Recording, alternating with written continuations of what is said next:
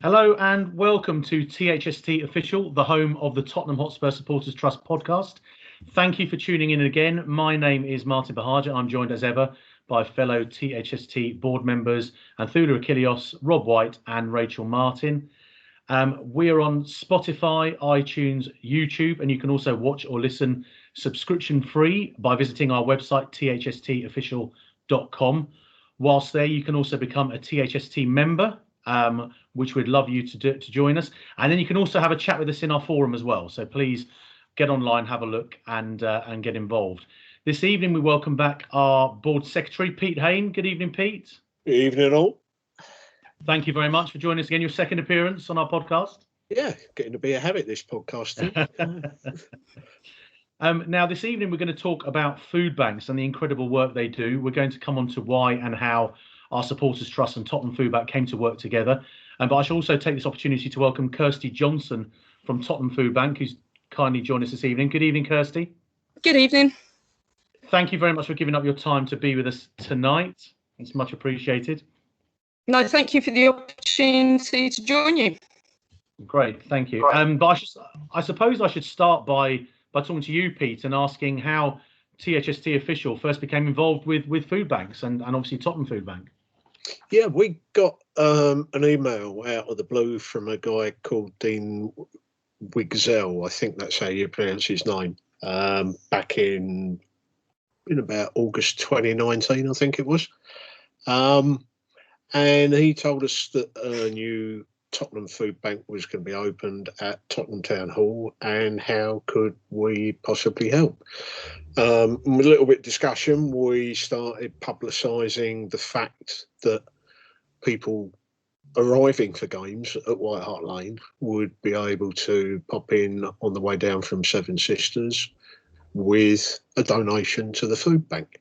Didn't really expect much more than that, but right from the very start, it was amazing how our fans reacted to that situation.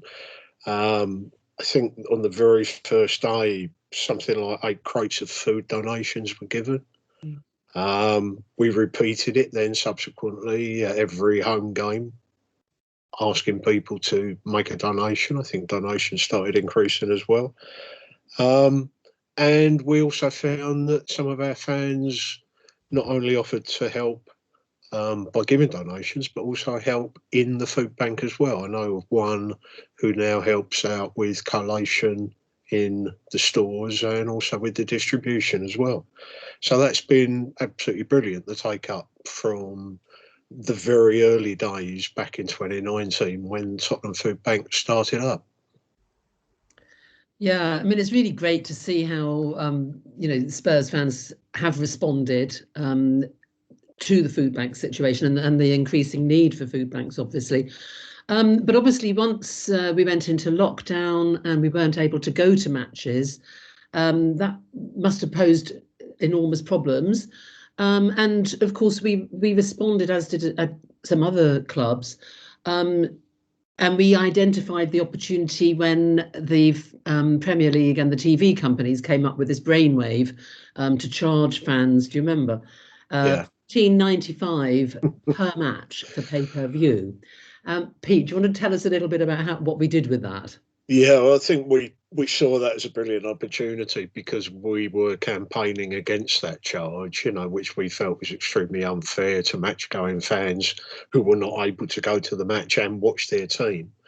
It was good that the Premier League and the broadcasters got together to say, yes, we will broadcast those games, but they, once again, as you've seen so many times, didn't think of talking to fans and actually floating, what do you think will be a reasonable charge?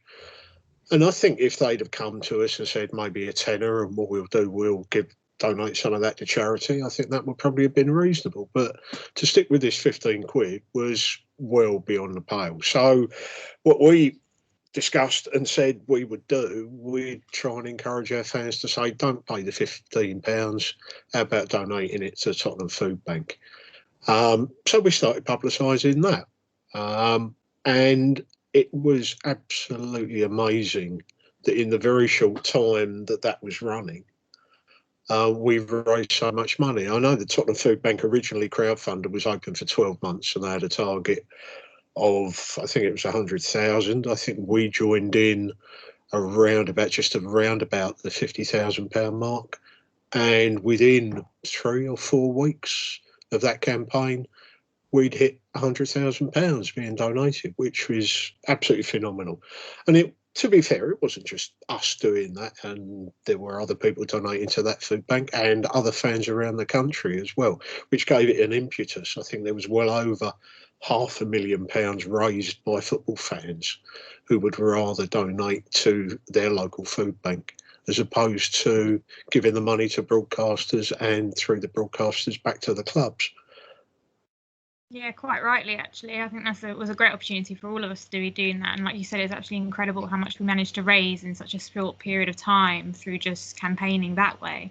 And then all of that led to us our KickOff Against Hunger campaign that I think we started in November 2020. Is that right, Pete? I think. In conjunction with the club and the Spurs Foundation. Can you tell us a bit more about that? Yeah, it took a little while to get off the ground. As I said, the initial crowdfunder for Tottenham Foodbank was set up for 12 months, and having reached their target and finished, we had no way of then contributing funds. One of the meetings I was at with the club, talking to Tony Stevens around about Christmas time, was saying, of course, you as a club regularly donate to food banks at Christmas and you're really generous in what you do. Maybe we ought to start thinking about doing something together to continue raising funds over the longer term. You know, you can't just think about raising funds for food banks at Christmas. You know, that need is going to be ongoing all throughout 2021 and regrettably for the foreseeable future after that. So a couple of discussions we had with the club. Couldn't get it running before Christmas, but I think it was early January that we launched the KickOff Against Hunger campaign.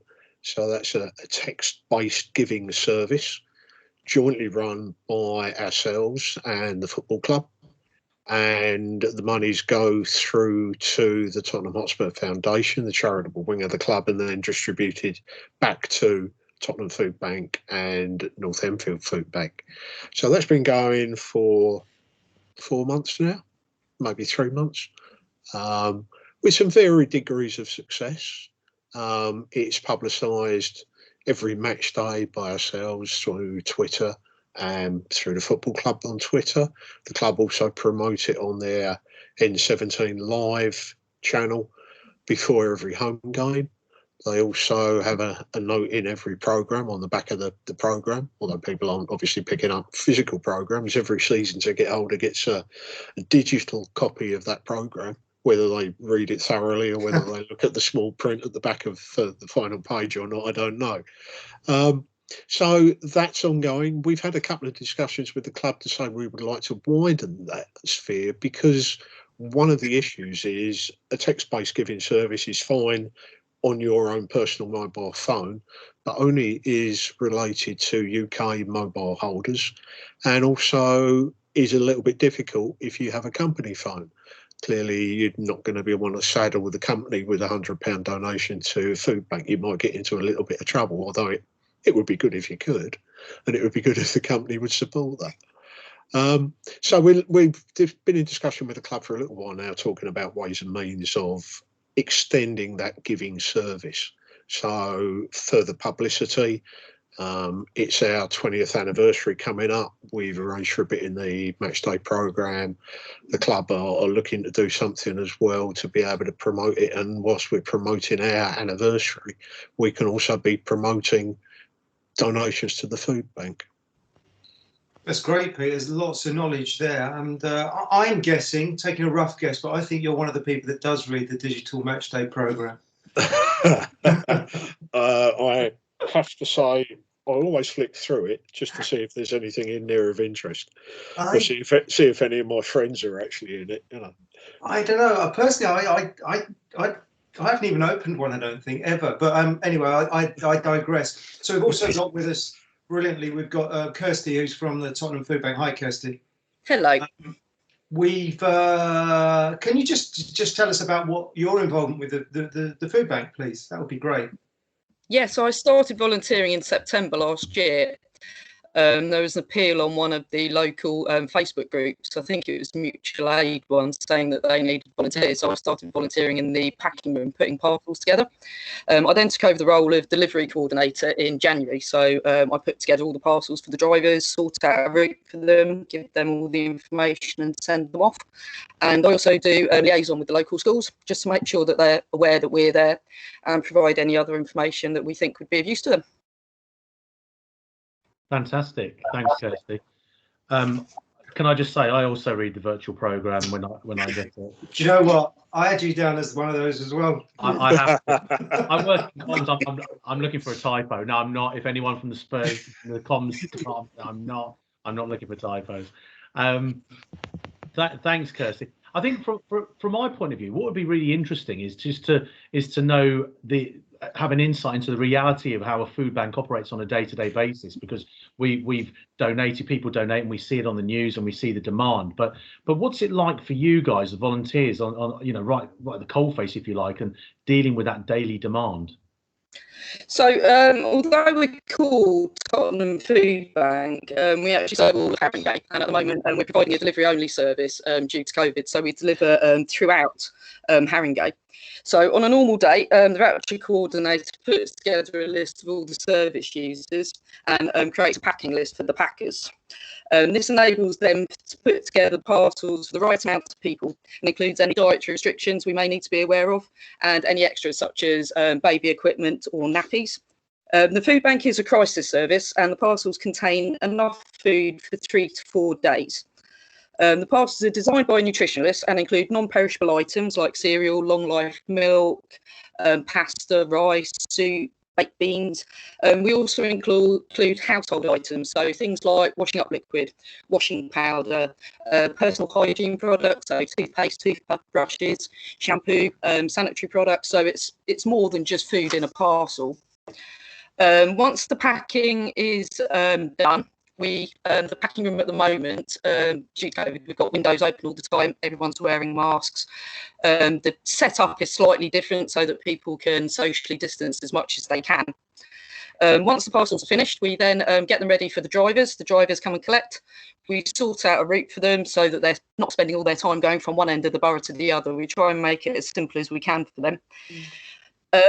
So, yeah, they then go out and deliver a discreet service to our service users. I mean, one of the bonuses of COVID is that we've been allowed to deliver to people. Everyone's receiving deliveries at the moment. So people receiving deliveries of food in bags doesn't look any different to somebody receiving a delivery from Asda or Tesco's. We expect to return to a more normal in-person service gradually as restrictions lift, where people can come in person to the Tottenham Town Hall. We can sit down with a cup of tea, potentially go to any other issues they may have and signpost them onto other organisations.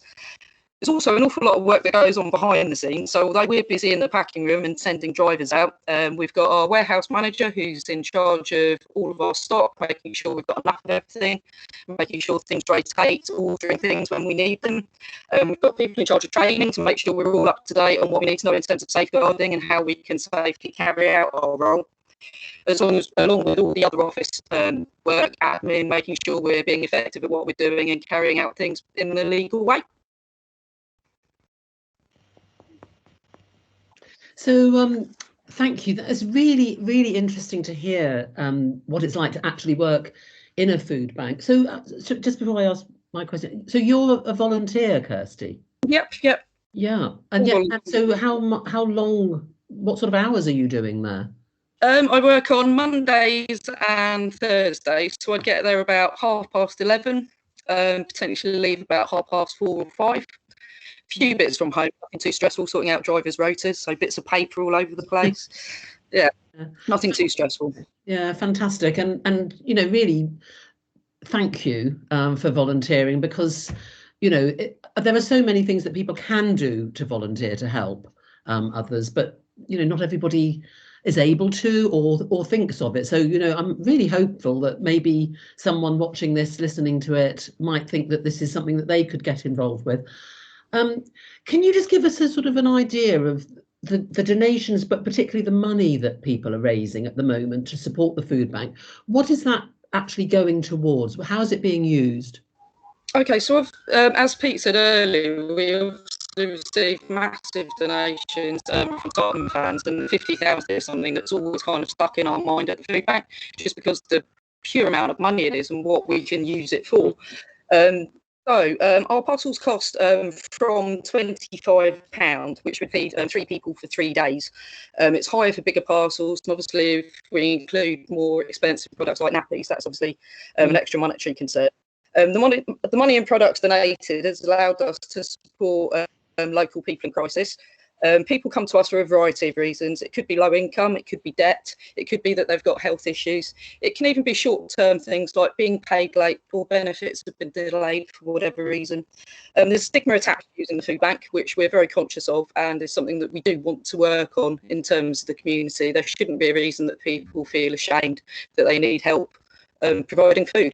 It's a situation that people can very easily find themselves in, and I think COVID has really brought that to the forefront. Anybody in a situation where they need support. We're a grassroots charity, so being financially sustainable is extremely important to us. We need to know that we can continue to support local people in crisis.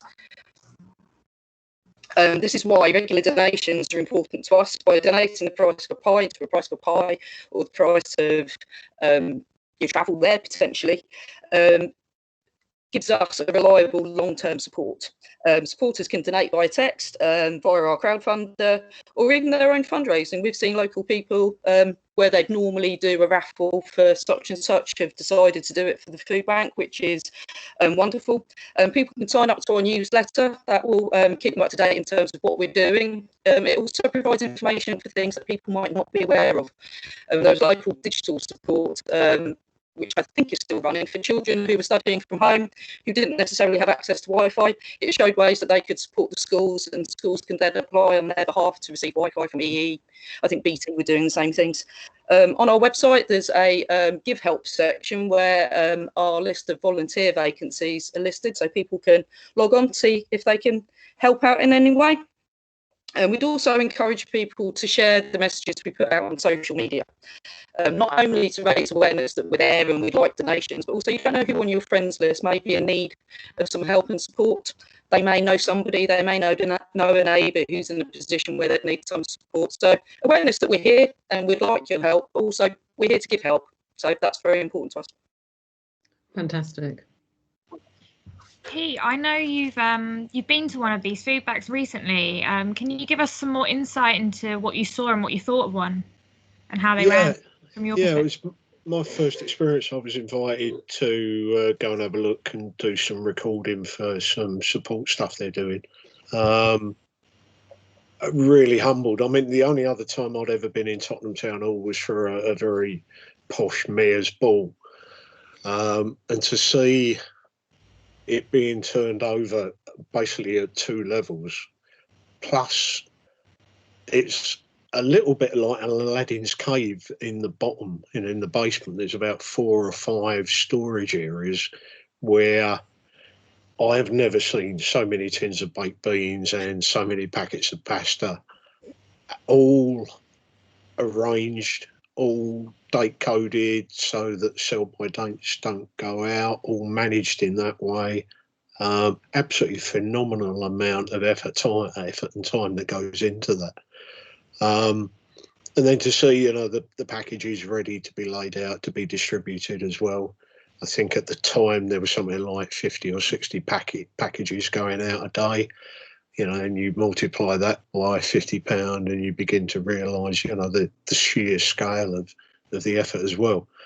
And whilst I was there, I got to hear 1 or 2 of the stories from individuals who used the food bank, which really opened my eyes. I'm quite comfortable and cushioned, but talking to some people very similar to my circumstances, you never know what's around the corner that might hit you, what your circumstances change, jobs are lost, people don't have necessarily financial backing or are at the limits of their financial backing and savings that they have, and then suddenly they find themselves in a position, as Kirsty said, of getting over that initial stumble of what they might perceive as the embarrassment of going to a food bank. It's a difficult step for a lot of people to take, let alone then have to deal with that situation.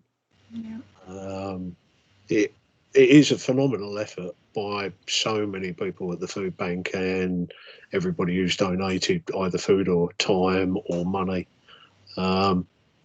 The regrettable thing is, I can't see circumstances changing for a while, and therefore, the need's going to be there as long as I suspect we're around. You're absolutely right, Pete. Unfortunately, I think. Sorry, Rob, I'm cutting across you. Right. No, I was going to say, I think it's so easy to fall into that situation for anybody. Yeah. It's not, just people not being bothered to like feed their children or anything like that. It's not the stigma around it is terrible, and it's so easy to fall into that situation because of the system. I don't want to get too much into politics, but the system that runs in society, it keeps you down, and it's very hard to get back up, and you need services like this to help. Yeah. It's funny actually, because Kirsty, you were saying earlier about trying to take the stigma away from food banks, and it is just through the discussion we're having. It's just weird that we have the need to have this discussion and to even think that it should be something that people would feel.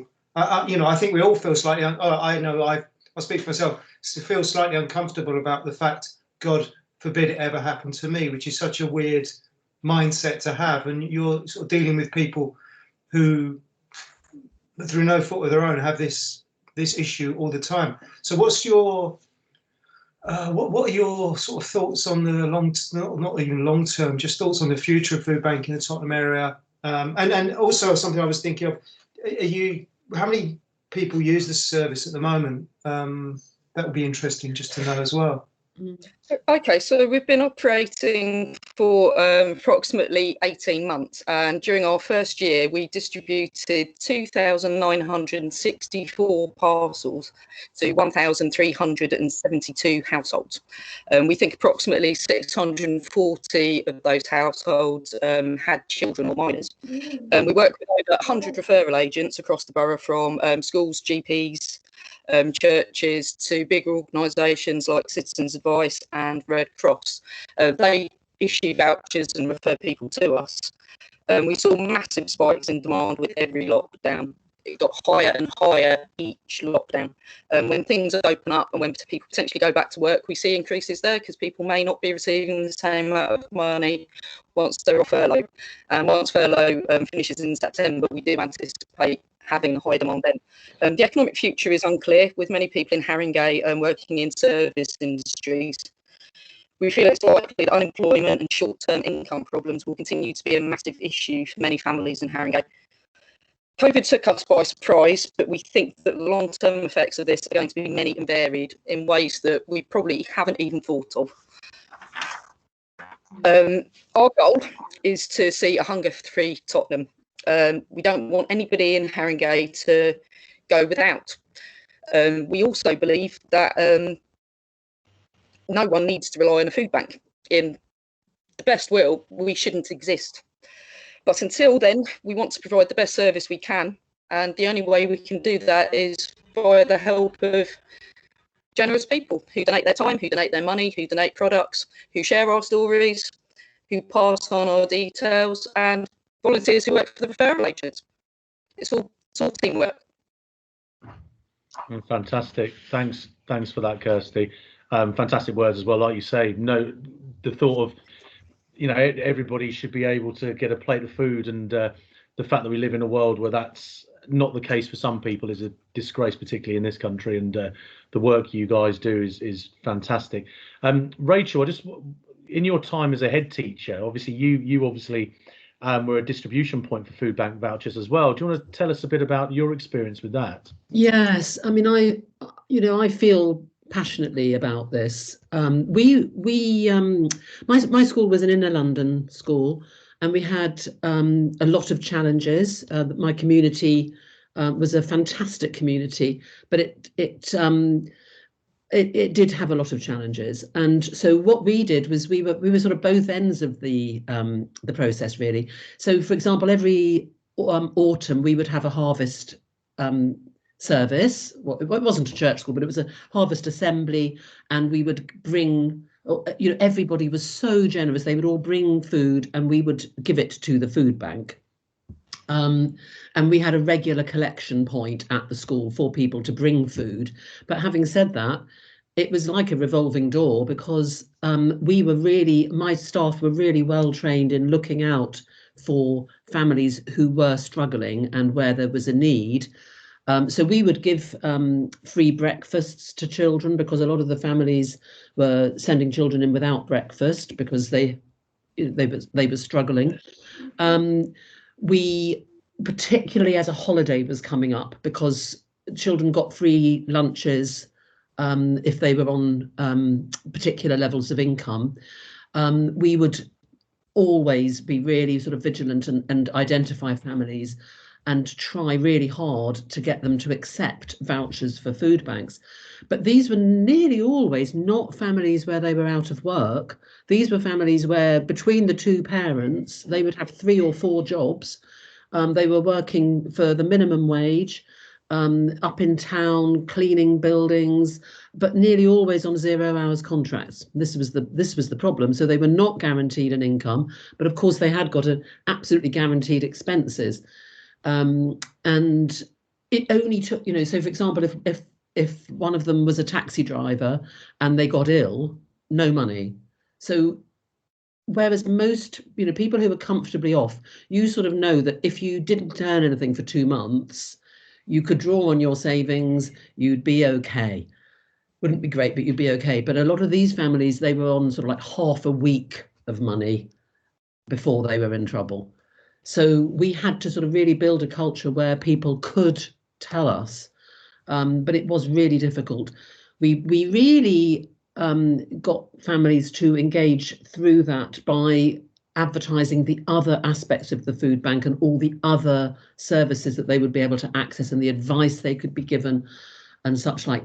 But you're absolutely right, Kirsty, there is a stigma. It is really difficult, and they would be mortified if their friends knew that they were using it.